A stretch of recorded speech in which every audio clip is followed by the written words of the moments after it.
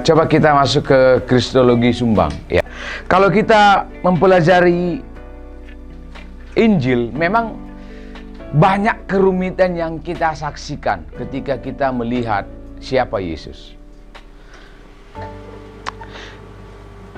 Jelas Yesus adalah manusia. Benar tak? Tapi kalau dia adalah manusia, tapi sepertinya dia juga Tuhan. Dia disebut Allah, dia disebut Theos, dia disebut Kurios, dia disebut Logos. Benar tak? Dan Alkitab memperlihatkan bahwa sepertinya Yesus Maha Tahu. Dia sepertinya Maha Kuasa. Bayangkan Pak, dia tahu kapan dia mati. Siapa di sini yang tahu kapan mati?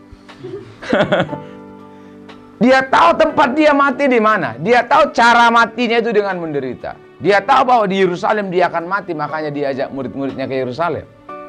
Dia tahu siapa yang akan mengkhianati dia. Dia tahu bahwa Petrus akan menyangkal dia. Ini kan gejala-gejala bahwa dia Maha Tahu. Tapi di tempat yang lain dia mengatakan tentang kedatangan anak manusia. Tidak ada seorang pun yang tahu, hanya Bapa yang tahu. Nah, sepertinya dia tidak Maha Tahu di situ.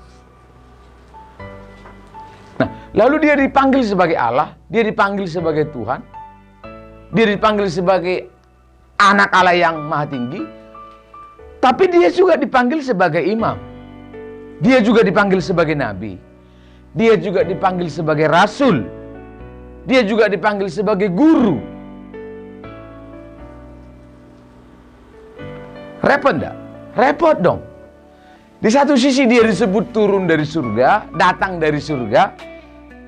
Berarti kan KTP-nya kan KTP surga. Tapi di satu sisi dia disebut lahirnya itu di Bethlehem.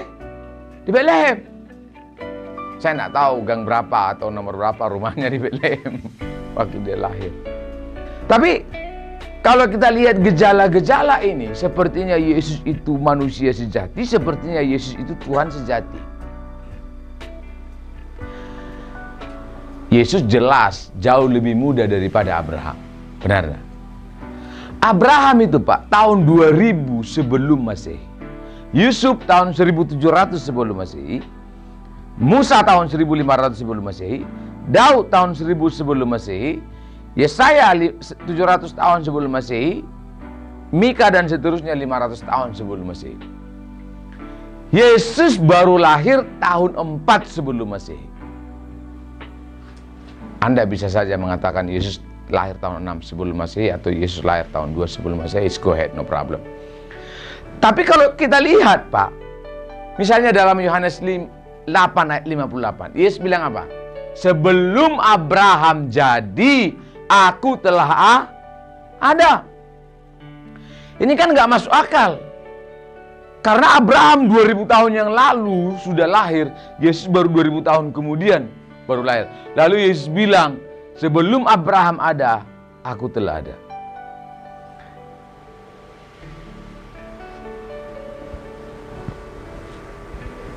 Kalau kita lihat, waduh, ini kayaknya Yesus ini sepertinya sakit jiwa.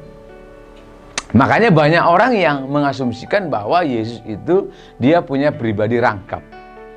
Di hari Selasa dia mengatakan A, di hari yang berbeda dia mengatakan B. Itu sebabnya Yesus mengatakan apa? Anak itu, Bapa lebih tinggi daripada anak. Tapi di hari yang lain Yesus mengatakan aku dan Bapa adalah satu. Repot enggak? Repot. Repot sekali. Nah, dia dilahirkan dari Maria, tapi dia dikandung oleh Roh Kudus. Kalau Bapak Ibu baca ya Injil ya, dia itu dikandung oleh Roh Kudus, tapi dilahirkan oleh Maria. Makanya dia disebut turunnya. Waktu Yesus digambarkan sebagai pribadi yang hadir di dunia, dia disebut itu Pak turun dari surga. Mana ada kita waktu lahir di rumah sakit, udah turun dari surga si Butet atau si Sabar. Enggak dong, ya lahir, benar enggak? Tapi Yesus Pak ketika dia disebut ada di dunia, penyebutannya ada dua. Sebenarnya tiga. Yang pertama disebut dia datang. Yang kedua disebut dia turun dari surga. Lalu nanti waktu dia naik disebut apa? Anak manusia akan naik ke tempat di mana ia sebelumnya berada. Tapi yang ketiga dia disebut lahir. Paham maksudnya ya? Kalau turun atau datang berarti kan sebenarnya sebelumnya dia sudah ada. Cuma tempatnya tempat yang lain. Iya kan? Tapi secara bahwa dia sepertinya manusia, makanya disebut anak Maria, anak Yusuf. Dia disebut anak manusia. Tapi di tempat yang lain dikatakan dia anak Allah. Loh, ini ada gelarnya anak Yusuf, anak Maria, tapi dia disebut juga anak Allah. Oh, dia lahirnya di Bethlehem, tapi dia disebut juga turun dari surga. Ini kan gejala-gejala yang berbeda dunia ini, Pak. Di satu sisi, Pak, jelas Abraham jauh lebih dulu daripada Yesus, benar tak? Tapi kenapa Yesus mengatakan sebelum Abraham ada, aku telah ada? Nah, menarik. Karena ketika Yesus katakan, before Abraham was, I am, bukan I was. Istilah yang digunakan oleh Yesus adalah ego eimi. I am that I am. Aku adalah aku. Atau aku ini ya memang aku. Itu sepertinya mirip dengan Keluaran 3 ayat 14. Ketika Musa tanya, siapa engkau? Kepada Allah. Lalu Allah berkata, eye eser eye. Kalau dalam bahasa Yunani ya sama, ego eimi. I am that I am. Wah, itu sebabnya Pak, kalau kita lihat ini sepertinya Yesus ini memiliki gejala-gejala ilahi dan gejala-gejala insani. Sepertinya di satu sisi dia layak disebut Tuhan, tapi di satu sisi dia layak disebut manusia. Tapi kan ini susah dinalar akal ini. Bagaimana mungkin manusia memiliki ketuhanan atau ketuhanan memiliki kemanusiaan? Makanya orang yang belajar siapa Yesus Kristus pecah otak, Pak. Pecah otak. Nah, makanya banyak orang yang akhirnya mengidentifikasi Yesus itu secara tidak utuh. Ya. Siapa Yesus Kristus menurut Anda? Menurut Bapak. Yesus menurut Bapak. Juru selamat, menarik. Juru selamat dalam bahasa Ibrani, Yeshua. Sebenarnya juru selamat dalam Alkitab itu ada banyak. Misalnya, Gideon itu, Pak, menurut orang pikiran Yudaisme, dia disebut juru selamat juga. Juru selamat itu kan yang menyelamatkan.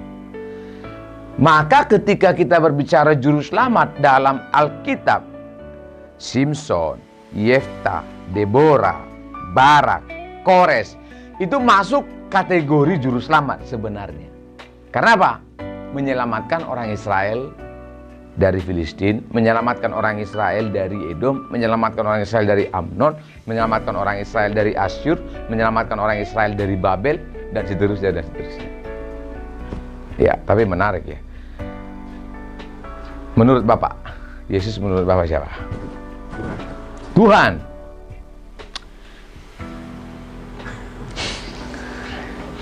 Tuhan sebagai penguasa yang diberikan kuasa atau Tuhan yang sama dengan perjanjian lama?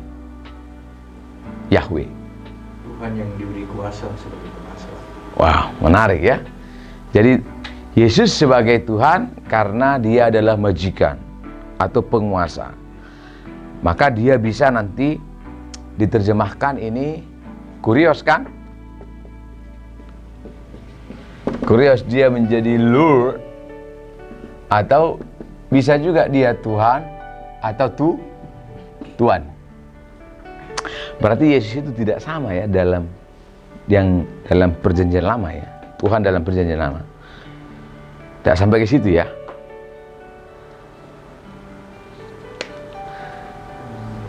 Sama sih, Pak.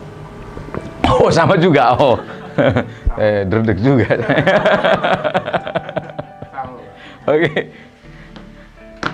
Oke.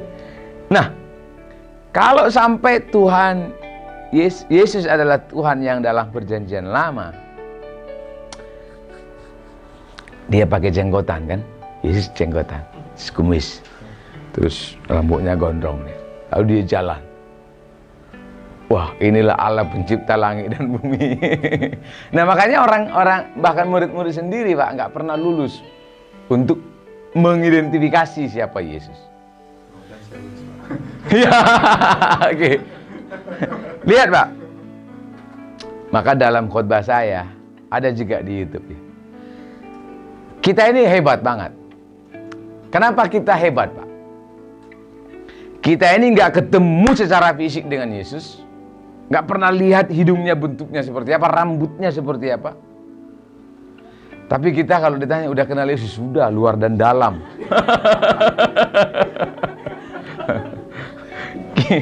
Kita udah mengenal dia secara dalam.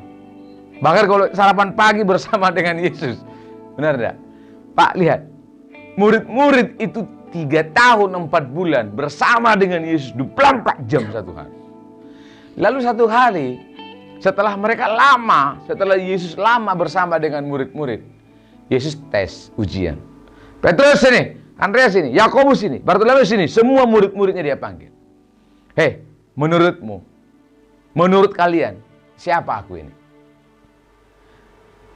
Ada yang berkata, Nabi Elia kamu, Nabi Elia. Pasti Nabi Elia. Yang lain mengatakan, kayaknya kamu seperti Musa deh. Lalu Petrus mengatakan, anak Allah. Lalu Yesus bilang apa? Petrus, itu bukan dari kamu, gundul. Itu datang dari Bapa pengakuanmu itu. Nah, Yesus ingin mengatakan bahwa bahkan Petrus sendiri pun sebenarnya nggak paham kalau tidak diberi hikmat dari Allah. Gitu maksudnya. Nah, kesimpulan saya adalah dari 12 murid-murid tidak ada yang lulus dalam mengidentifikasi siapa Yesus. Tidak ada, Pak. Salah berarti kan? Nggak paham. Karena begini, Pak. Itu sebabnya dalam Injil kalau kita baca, ini menarik bagi saya. Dalam Injil kalau kita baca, Yesus mungkin lebih dari 8 kali menghardik murid-murid dan mengatakan, hei angkatan yang kurang percaya. Hei angkatan yang kurang percaya. Berarti sebenarnya kadang-kadang mereka percaya, kadang-kadang nggak percaya. Gentak apa, mungkin ragu dan seterusnya dan seterusnya. Dan itu bisa dimaklumi. Yang kedua, mengapa Yesus mengatakan hai angkatan yang kurang percaya? Karena kalau kita selidiki Injil, Pak, ini menarik. Karena berkali-kali murid-murid itu terheran-heran antara percaya dan tidak percaya dengan perbuatan-perbuatan Yesus. Misalnya, satu kali Yesus menghardik, apa itu namanya? Angin dan badai. Kan sebelumnya kan murid-murid sudah lama bersama dengan Yesus. Kalau Bapak Ibu baca teks Injil, apa disebut Injil? Begitu selesai Yesus menghardik angin dan badai, kalau Bapak Ibu baca teks Injil mengatakan bahwa murid-murid itu apa? Bertanya-tanya, siapakah gerangan orang ini? Benar tak? Itu sebabnya di hari yang lain Yesus bilang, sampai berapa lama lagi saya harus bersama dengan engkau supaya kau percaya? Hai angkatan yang kurang percaya. Bukan tidak percaya, kurang percaya. Nah, ini menarik. Dan ada alasan bagi murid-murid untuk percaya, tidak percaya, percaya, tidak percaya, percaya, tidak percaya, percaya, tidak percaya kepada Yesus. Karena repot, Pak. Bagi pikiran Yudaisme, murid-murid mengatakan bahwa ada Tuhan di luar Allahnya Abraham, Ishak, dan Yakub dalam bentuk apapun, itu musyrik. Dosa yang tak terampuni. Maksudnya bahwa tidak ada Allah di luar Allahnya Abraham, Ishak, dan Yakub. Nah, tapi kan Yesus datang dan membawa sifat-sifat Allahnya Abraham, Ishak, dan Yakub. Maha tahu misalnya, maha kuasa terhadap alam, maha kuasa terhadap dosa. Benar tak? Satu kali dalam bayangan saya, waktu Yesus mengusir roh jahat dan mengampuni dosa, murid-murid kan heran. Ini hanya pekerjaan yang bisa dilakukan oleh Allah. Siapa gerangan orang ini? Benar enggak? Iya. Makanya saya pikir, Pak, Ini dalam imajinasi saya yang liar. Waktu Yesus menghardik angin dan badai, ada murid-murid itu yang mungkin bertanya-tanya, "Hei Petrus, ini guru kita ini kayaknya anak Allah yang hidup. Ini Tuhan ini." Makanya mereka sepertinya mau percaya. Tapi waktu mereka makan siang, Pak, lihat Yesus makan lahap. Murid-murid bilang, "Allah, lihat itu, cara makannya sama dengan kita." Bukan anak Allah itu, anak manusia biasa dengan kita. Iya. Jadi mereka mulai ragu lagi, mereka mulai tidak percaya. Lalu berikutnya, Pak, 3 hari kemudian, Yesus memberi 8.000 orang hanya dengan 2 ikan dan 5 roti. Murid-murid kaget lagi, bingung lagi. Masa manusia seperti kita bisa mengerjakan pekerjaan Tuhan seperti ini? Kayaknya ini. Andreas itu kan saudara dengan siapa ya? Andreas, Yakobus saudara dengan Andreas atau siapa gitu ya. Tapi Yakobus dengan Yohanes sepertinya mereka ada saudara. Panggil, "Kak, kak, kak. Yesus guru ini, guru kita ini bukan manusia biasa. Ini pasti anak Allah." Tapi waktu mereka mandi, Pak, mandi di Danau Galilea, loh, Yesus sama dengan kita. Badannya sama dengan kita. Bukan anak Allah ini. Orang Jawa bilang apa? Bodoh ya, bodoh. Sami mawon dengan kita. Masa anak Allah begini? Nah, jadi kalau saya lihat memang murid-murid sepertinya kesulitan antara percaya dan tidak percaya melihat gejala-gejala yang diperlihatkan oleh Yesus. Waktu makan sepertinya sama persis dengan manusia. Waktu mandi sepertinya sama persis dengan manusia. Tapi di tempat yang lain sepertinya dia mengerjakan pekerjaan yang hanya Allah bisa lakukan. Mengampuni dosa dan seterusnya dan seterusnya. Jadi mereka percaya tidak percaya, percaya tidak percaya. Besoknya lagi, Pak, Yesus melakukan mujizat. Waduh, Petrus bilang kayaknya ini anak Allah. Ini benarnya anak Allah, ini anak Allah. Tapi waktu mereka sampai di rumah lalu tidur malam, lihat Yesus ngorok. Anak manusia. Itu sebabnya waktu tes, ada tes dari Yesus. Menurutmu siapakah aku? Nggak ada yang lulus. Karena penuh dengan kebimbangan. Sebenarnya siapa sih? Sebenarnya siapa sih? Kita yang tidak pernah ketemu, sudah kenal dia luar dan dalam. Masalahnya posisi, Pak. Ya. Posisi Yesus kan pada manusia, Pak. Bagaimana dia bisa menyatakan mereka itu Allah gitu ya, Pak? Karena Yesus turun ya, mengosongkan diri ya. Dia Allah 100% kan. Gitu. Mengosongkan diri sebagai manusia. Bagaimana dia bisa percaya itu? Karena menurut orang Yahudi itu kan Allah itu bukan nggak bisa gitu ya. Tak sembarang bertemu aja bahaya, kita bisa terbakar atau bagaimana Yesus bersama dengan dia terus? Bagaimana mereka tak bimbang ragu kalau itu dia Allah? Ya? Betul. Itu sebabnya makanya kesulitan untuk mengidentifikasi siapa Yesus. Kalau mau tahu gambarannya gini, Pak. Kita yang sama-sama suka soto, begini ya. Kita main bareng begini. Lalu tiba-tiba saya mengatakan, saya ini Allah pencipta langit dan bumi. Kira-kira Bapak Ibu mau percaya enggak? Nah, gambarannya begitu. Gambarannya begitu kan? Tapi maksud saya, inilah kesulitan ketika kita mengidentifikasi siapa Yesus yang sebenarnya. Nah, dengan kesulitan-kesulitan ini, Pak, sepertinya Yesus lebih muda dari Abraham, tapi dia mengatakan dia lebih tua dari Abraham. Sepertinya Yesus itu dilahirkan, diciptakan, tapi Kolose mengatakan dia pencipta segala sesuatu. Benar? Sumber segala sesuatu. Dari dialah bermula segala sesuatu. Saya bertanya, waktu Yesus lahir, apa Gunung Bromo sudah ada?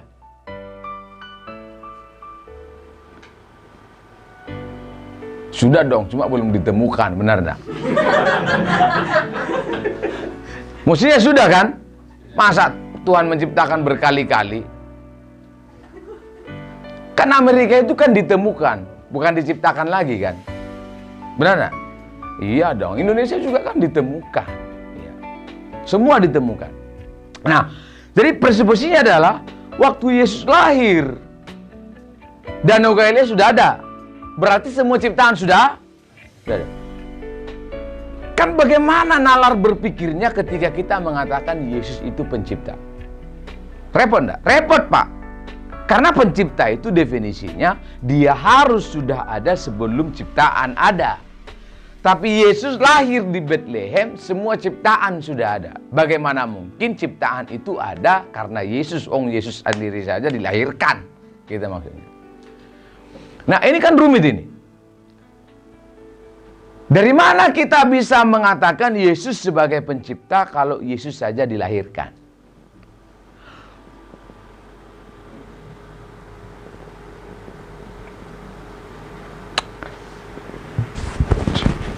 Ya tidak mudah juga ya. Kalau menurut Bapak Yesus siapa? Mesias. Mesias dalam bahasa Ibrani, Mesiah, artinya yang diurapi. Dalam bahasa Aram dia menjadi Mesiha, artinya sama, yang diurapi. Dalam bahasa Arab dia menjadi Al-Masih, artinya sama, yang diurapi.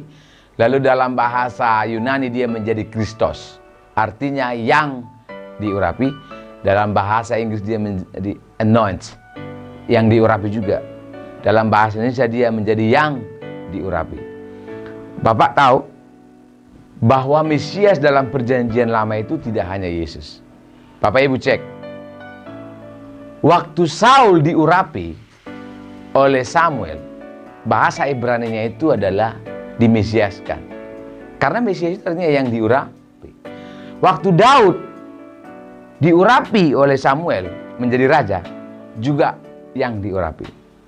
Waktu Kores diutus oleh Tuhan untuk membebaskan orang Israel dari Babel, kita cek bahasa Ibraninya juga yang diurapi. Mesiah, Mesias, Mesiha, Al-Masih, Kristos dalam bahasa Yunani. Nah, makanya menarik, Pak. Kalau begitu, apa kespesialan atau keistimewaan Yesus sebagai Mesias dan Saul sebagai Mesias, Daud sebagai Mesias? Itu pertanyaan lanjutan dari pernyataan Bapak. Karena Mesias itu tidak hanya Yesus. Mesias itu kan hanya salah satu fungsi dari kemanusiaan Yesus. Banyak enggak fungsi kemanusiaan Yesus? Banyak. Mesias salah satunya. Apalagi?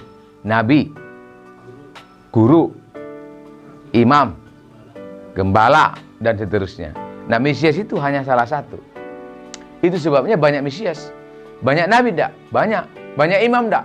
Banyak. Banyak raja enggak? Banyak. Banyak guru enggak? Banyak sekali.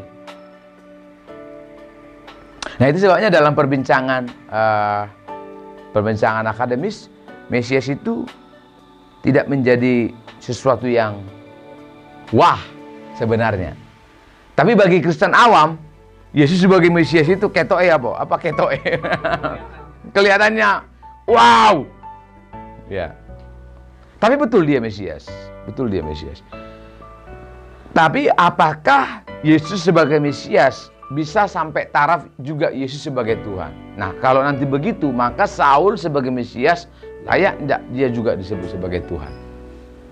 Karena sama-sama Mesias. Menurut Ibu, Yesus siapa?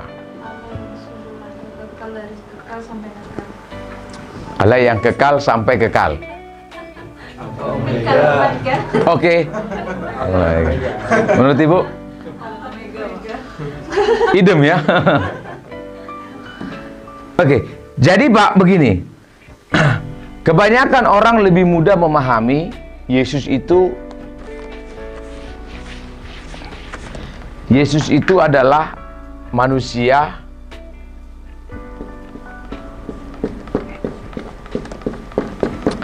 ini Yesus itu adalah manusia yang diurapi oleh Allah.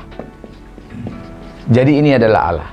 Ini Yesus, lalu Yesus diberi kuasa, lalu Yesus diberikan kehebatan atau apalah istilahnya, sehingga Yesus sepertinya kelihatan menjadi Allah kecil.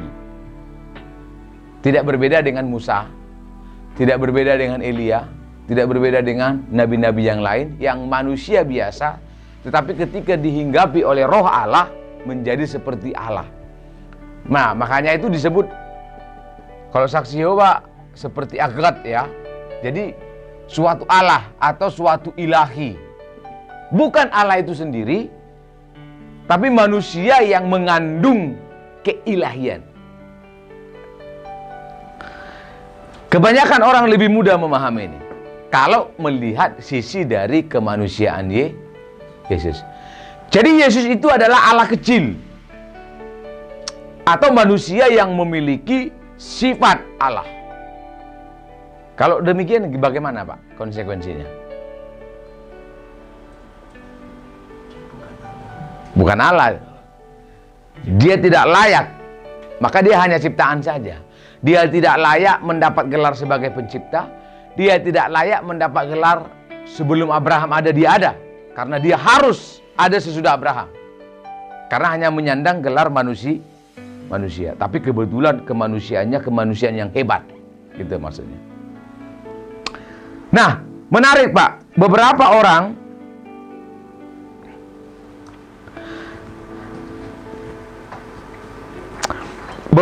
orang mengidentifikasi Yesus dengan cara yang salah. Misalnya ebionisme, arianisme, sosianisme.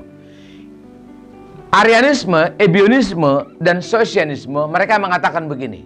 Yesus itu adalah manusia biasa. Bukan Allah, bukan Tuhan. Manusia yang seperti ini maksud saya. Ini yang saya katakan kelompok atau golongan yang menolak menyebut Yesus sebagai Tuhan. Oke? Tapi ada kelompok yang lain. Kenapa Pak? Ebionisme melihat dari sisi kemanusiaan Yesus. Sama seperti Islam, sama seperti Yahudi. Tidak mungkin Yesus itu adalah Tuhan gitu loh. Nah, tapi ada kelompok kedua yang bertentangan dengan ini. Kalau ebionisme, arianisme, sosianisme mengatakan Yesus hanya manusia. Kalau doketisme dan apoloniarisme Pak, itu sebaliknya. Dua kelompok ini mengatakan bahwa Yesus itu adalah Allah, tapi bukan manusia.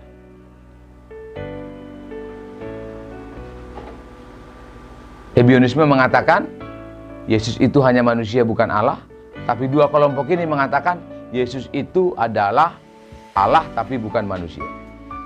Jadi waktu Yesus itu menangis Pak, itu sandiwara. Waktu Yesus sedih, itu hanya gambaran dari murid-murid, enggak beneran gitu loh. Bertentangan ya.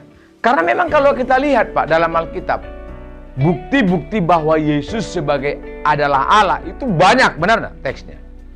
Tapi bukti Yesus sebagai manusia sama banyaknya.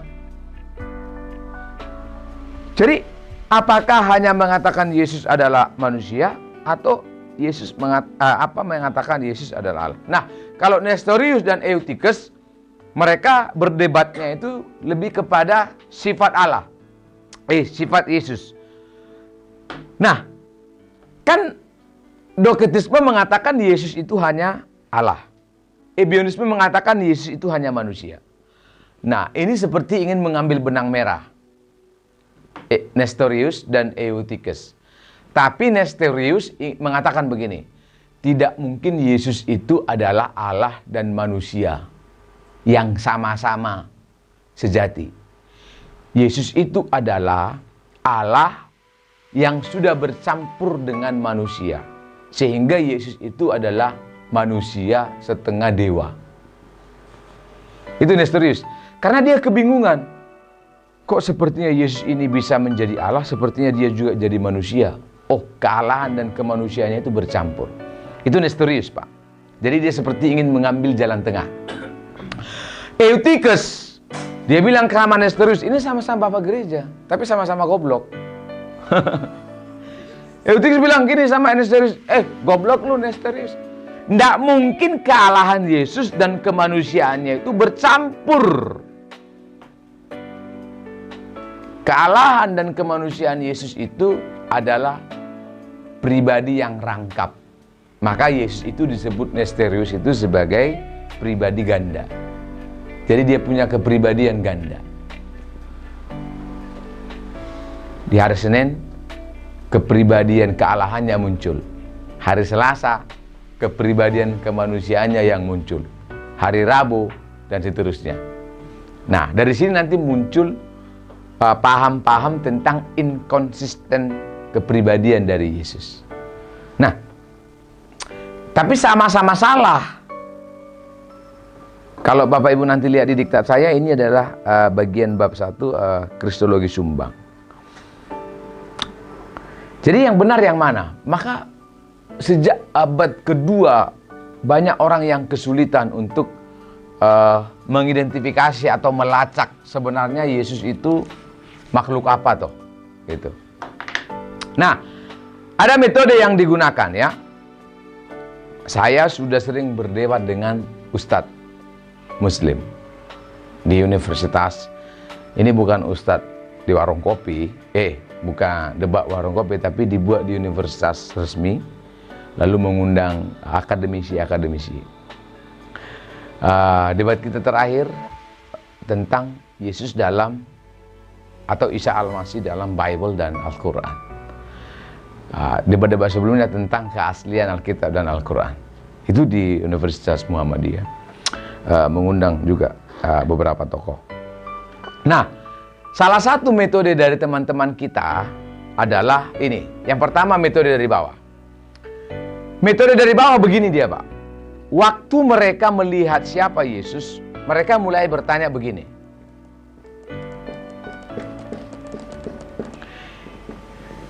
Ini metode dari bawah, Pak. Biasanya ini digunakan oleh orang Islam, teman-teman kita dari Islam.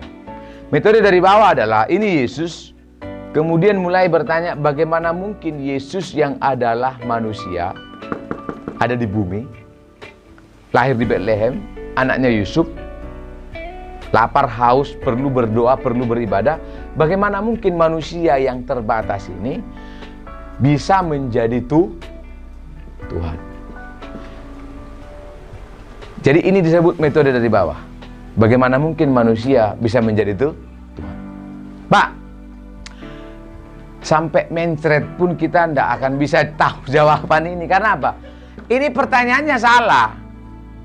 Maka apapun jawaban kita pasti salah. Kenapa, Pak?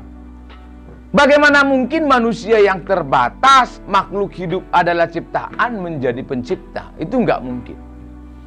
Tapi memang inilah yang digunakan oleh beberapa teman ketika melihat siapa Yesus. Makanya nanti begini, kalau Yesus itu Tuhan, mengapa dia berdoa? Tuhan mana yang perlu berdoa kepada Tuhan? Pertanyaan ini, Pak, mungkin sudah ada 1000 kali saya dapatkan di inbox saya dari orang-orang Islam itu. Gini-gini aja pertanyaannya. Kalau Yesus itu Tuhan, kok dia beribadah di sinagog?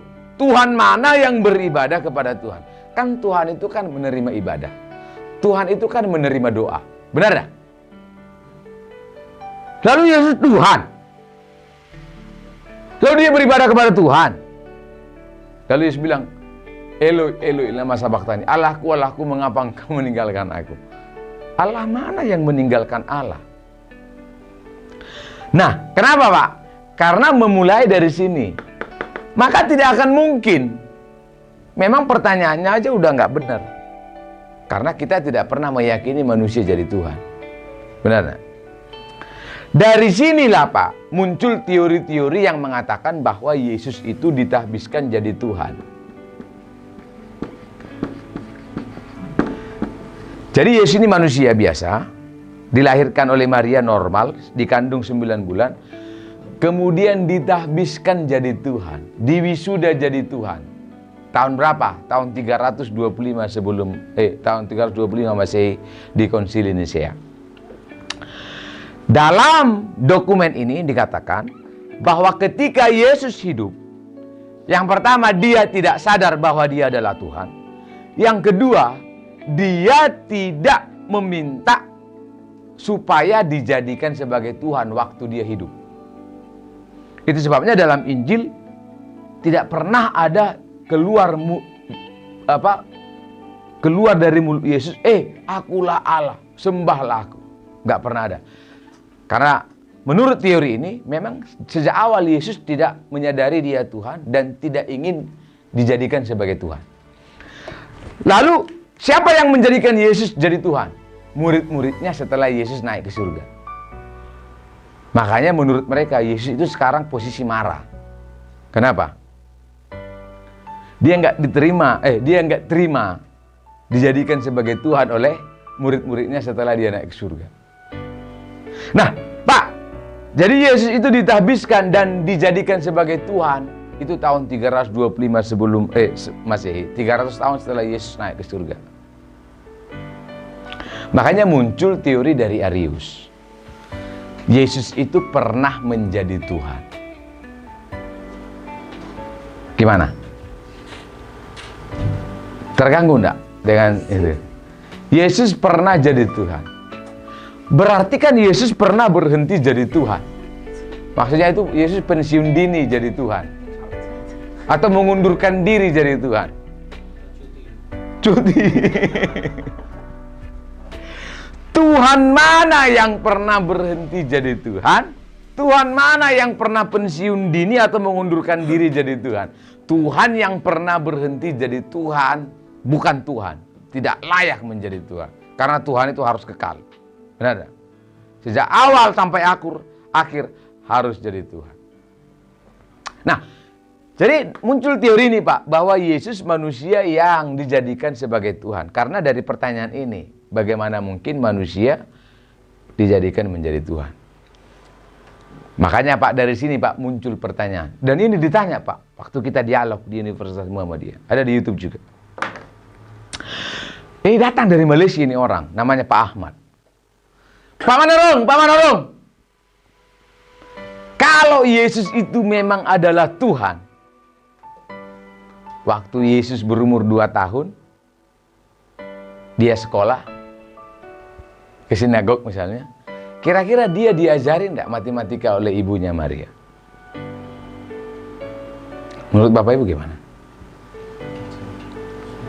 Diajari. Berarti Tuhan pencipta langit dan bumi didudukkan di kursi. Yesus! Ya Mami, 2 kali 5 berapa? 8 Mami. Gondol kamu, salah! Nah, lalu dia, Tuhan mana yang seperti ini modelnya? Lalu dia runut lagi. Saya mundurkan lagi Pak Manurung. Kira-kira waktu Yesus berumur 6 bulan. Mohon maaf ibu-ibu. Waktu Yesus di gendong-gendong, lalu dikasih nyusu. Tuhan mana yang seperti ini modelnya? Tuhan mana yang perlu belajar? Lalu disambung lagi Pak, waktu Yesus hilang umur 12 tahun waktu di Yerusalem. Kan Yesus memang sepertinya hilang ya. Lalu dicari oleh Yusuf dan Maria. Lalu Maria bilang apa? Tuhanku hilang, Tuhanku hilang, Tuhanku hilang. Pak Manurung, ya gundul. Pak Manurung terus. Ini loh, Tuhan mana yang bisa hilang? Nah, karena bermula dari sini Pak. Kalau Yesus itu manusia, bagaimana mungkin dia menjadi Tuhan? Waktu dia berumur 3 tahun. Nah, memang kadang-kadang kan kita nggak fair Pak. Kita kalau berdoa menyembah Tuhan, membayangkan Yesus itu kan Yesus yang sudah gondrong itu kan. Yesus yang sudah dewasa, benar tak? Tapi pernah enggak Bapak Ibu membayangkan Yesus berumur 3 tahun, masih botak dia, masih ngences-ngencesan. Lalu Anda berdoa kepada orang berumur 3 tahun, kira-kira gimana? Kan sama kan? Sama-sama manusia kan? Bukan berarti waktu dia umur 30 tahun jadi Tuhan kan? Bukan begitu kan?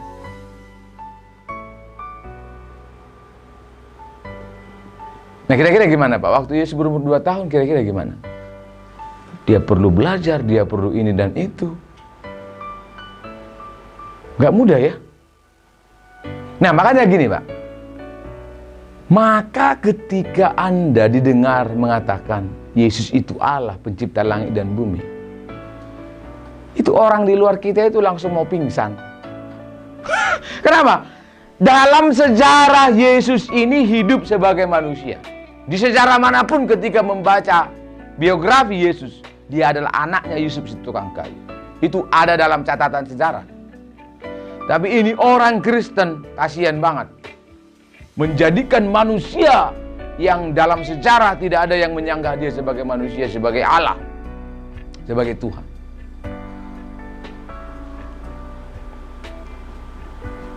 Maka bagi mereka Pak, kita ini aneh banget Pak. Aneh banget. Nah bagi kita mereka juga aneh. Itu loh masalahnya, makanya kadang-kadang nggak ketemu.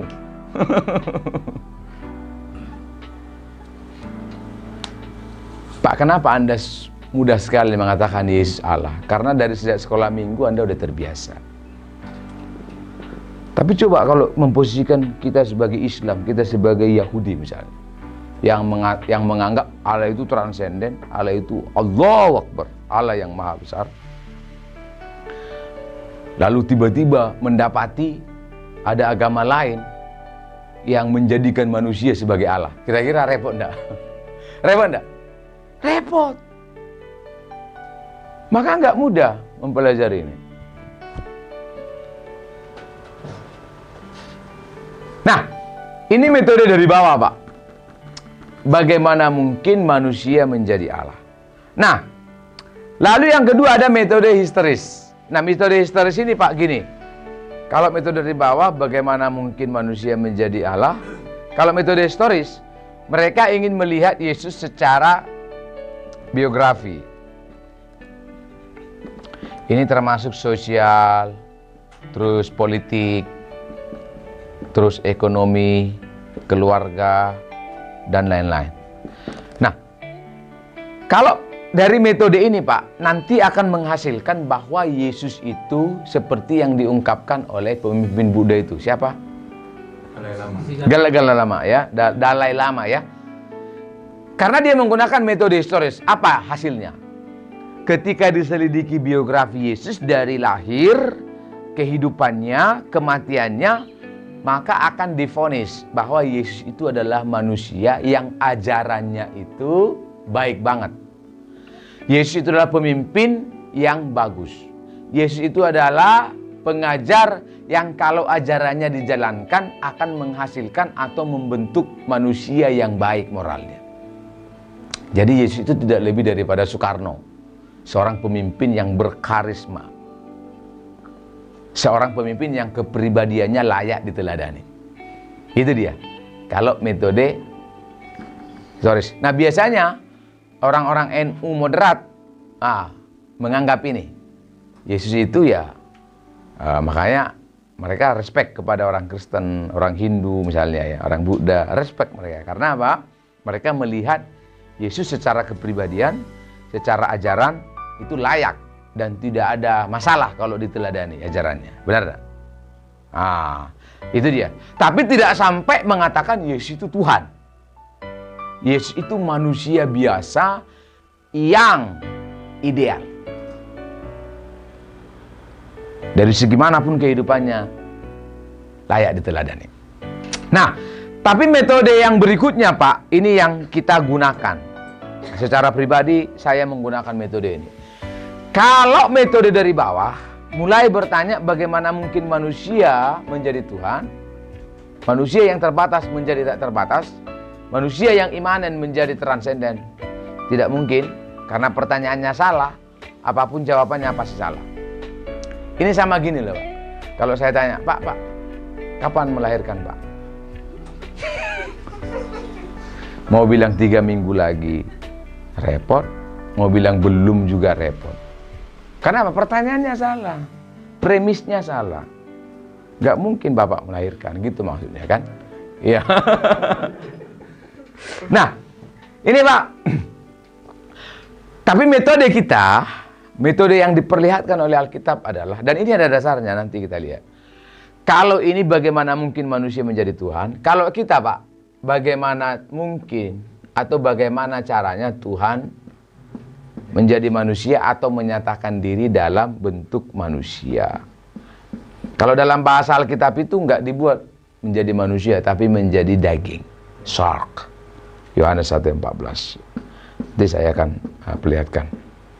Nah, kalau begini bisa enggak? Mungkin enggak? Ada enggak kemungkinannya? Bisa. Kenapa Pak? Maha kuasa yang pertama. Tapi yang kedua, jauh sebelum Yesus lahir di Bethlehem, Tuhan sudah menyatakan diri dalam bentuk-bentuk fisik yang lain. Kalau ini kan disebut sark, Pak.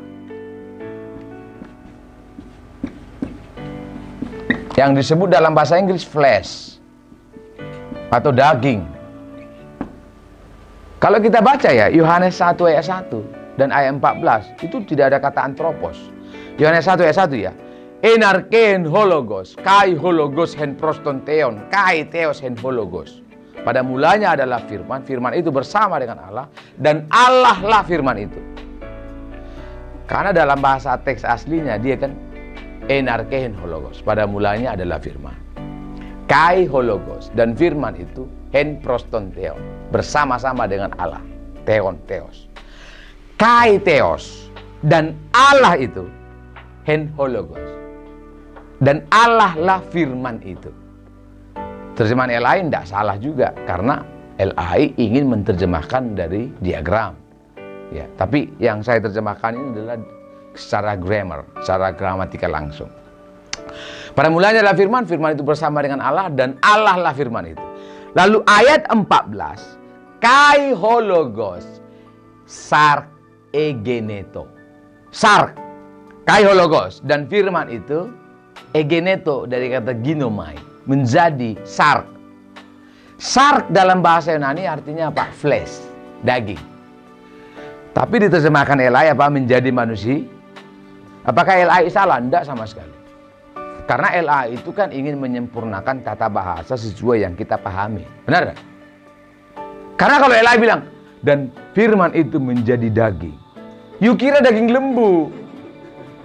Beda penafsiran nanti, menghadirkan tafsiran yang multi tafsir. Maka disempurnakanlah menjadi manusia. Kenapa, Pak? Karena secara grammar, manusia atau istilah manusia dalam bahasa Yunani bukan sark, tapi anthropos. Jadi bukan antropo egeneto, bukan, tapi sark egene. Jadi secara grammar, kalau saya terjemahkan itu menjadi daging, menjadi flesh. Kalau dalam penterjemahan dalam kamar, Pak. Tapi ketika kita khotbah ya menjadi manusia. Karena kalau menjadi daging, itu kan secara mentah, itu kan. Secara mentah. Pak, terjemahan kita itu sudah dalam bentuk penyempurnaan oleh LAI. Misalnya, nanti dibuat jam 9 pagi, waktu Yesus misalnya mati. Jam 9 pagi itu kan sudah disempurnakan oleh LAI. Kalau Bapak Ibu lihat dalam bahasa aslinya itu trite, jam ketiga. Tapi kan karena jam kita di Indonesia nggak mengenal jam ke-1, jam ke-2, jam ke-3, jam ke-4. Kalau dibuat jam ketiga, ini jam piro ini. Maka disempurnakanlah sesuai dengan bahasa yang kita pahami, jam 9 pagi. Karena jam ketiga menurut orang Yahudi adalah jam 9 menurut kita orang Indonesia. Paham maksudnya ya? Ya. Nah lihat Pak, ini Tuhan, ini Allah disebut menjadi daging. Jauh sebelum ada inkarnasi atau Yesus sebagai daging lahir di Bethlehem, apakah Allah sudah menyatakan diri dalam bentuk-bentuk fisik yang lain? Sudah. Contoh ketika Allah menyatakan diri kepada Musa dalam bentuk semak belukar. Tidak semua daging itu adalah Allah. Tidak semua semak belukar adalah Allah. Tapi Allah bisa menyatakan diri dalam bentuk semak belukar. Tidak semua loh burung merpati itu Roh Kudus. Itu kan hanya salah satu penyataan wujud dari Roh Kudus. Ada juga nanti apa? Lidah-lidah api. Bukan berarti kalau kita lihat api, wah Roh Kudus. Enggak dong. Karena dia roh, dia bisa menyatakan diri dalam bentuk jamak, dalam bentuk lambak api, dalam bentuk merpati, dalam bentuk semak belukar. Bisa tidak? Bisa. Yang kedua, satu kali Allah pernah menampakkan diri kepada Abraham waktu Abraham berada di bawah pohon terbantin. Dalam bentuk apa coba? 3 manusia. Bahkan masih sempat dikasih makan oleh Abraham. Saya mau tanya, itu siapa? Jelas dong, penyataan Allah atau penampakan Allah, perwujudan Allah. Di mana Allah yang tak berwujud karena dia roh. Tidak mungkin dikenal. Maka harus mengambil wujud-wujud fisikal supaya bisa dilihat dan dikenal oleh manusia. Itu jelas kok ya. Jadi kalau Allah bisa menyatakan diri dalam bentuk semak belukar, Allah bisa menyatakan diri dalam bentuk malaikat, Allah bisa menyatakan diri dalam bentuk manusia, apa susahnya Allah menyatakan diri dalam bentuk daging? Yang tak terbatas, Pak, bisa membatasi diri. Tapi yang terbatas tidak bisa menjadi tak terbatas. Yang tinggi bisa merendahkan, tapi yang rendah tidak bisa meninggikan diri. Saya contoh. Saya punya anak 3 tahun kan umurnya. Dunia saya sudah dunia dewasa. Benar nggak? Kalau saya gini kan ketok keren, Pak ya, pakai batik. Tapi kalau saya pulang ke rumah, ketemu dengan anak saya umur 3 tahun, coba bayangkan bagaimana dunia saya. Berubah enggak? Berubah.